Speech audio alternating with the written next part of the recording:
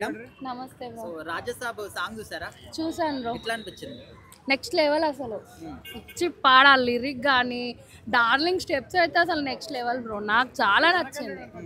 అంటే ప్రభాస్ గారికి అంత ఫాస్ట్ గా డాన్స్ రాదు కదా, డూపులు పెట్టారంటున్నారు. ఎందుకు రారు ఇన్ని సినిమాలు ఎట్లా చేసిండు? డాన్స్ రాక చేసిండా? ఇన్ని మూవీస్ లో చూసుకుంటే ఆ లెగ్ అంటున్నారు. లెగ్కి ఏమైంది? లెగ్ బాగాలేకపోయి బాహుబలి తీస్తాడా? ఇప్పుడు ఈ మూవీ తీస్తాడా? లేదు బ్రో, నెక్స్ట్ లెవెల్ అసలు. అంటే డాన్స్ వస్తుంది కానీ అంత ఫాస్ట్ గా రాదు కాబట్టి ఖచ్చితంగా డూపైన్ పెట్టాను అంటున్నారు. లేదు బ్రో, అంటే మూవీ మొత్తం చూసేదాకా మనకు తెలీదు. డూబేం లేదు, నాకైతే ప్రభాసే అనిపించింది. అంటే తమన్ గారు కూడా మ్యూజిక్ తగ్గట్టు అంటే ఫాస్ట్ బీట్ కొట్టలేదు, చాలా స్లోగా నీరసంగా కొట్టాడు. ఏమో బ్రో, అది వాళ్ళు నిద్ర మబ్బులో విన్నట్టున్నారు. మేబీ నేనైతే మెలుకుతున్నప్పుడే విన్నా.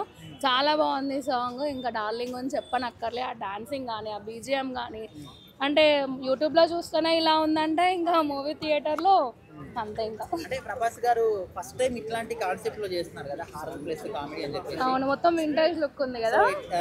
సినిమా ఎట్లా ఉంటుంది అనుకుంటున్నారు? సినిమా అయితే ఇంకా అది చెప్పనవసరం లేదు బ్రో. సాంగ్ చూసి అర్థమవుతుంది అది బ్లాక్ బస్టర్ హిట్ అని. సో ఫ్యాన్స్ ఉన్నాం కదా, ఎట్లయినా హిట్ చేస్తామని అనుకుంటున్నాం.